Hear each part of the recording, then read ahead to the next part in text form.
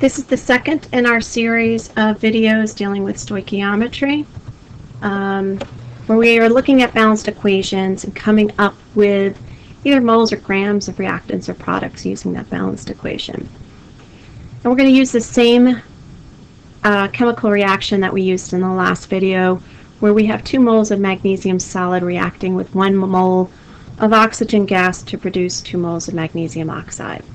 And the question asks us how many moles of product would be produced by a complete reaction. Complete reaction tells us that we are not dealing with limiting reactants of 2 moles of oxygen. So here is our given, and this is what we are looking for. So we're going to go ahead and set up our dimensional analysis problem, putting our given first, 2 moles of oxygen gas.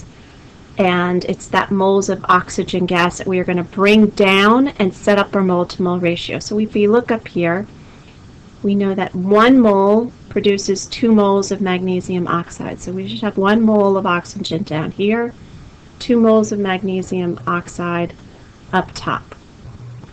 So this second section of the fence is what we get from our balanced equation. We get that from this balanced equation. And we see that it is a 1-to-2 ratio.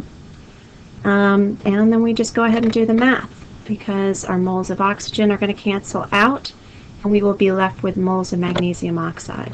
So for this particular problem, 2 moles of oxygen gas produce 1 mole of magnesium oxide.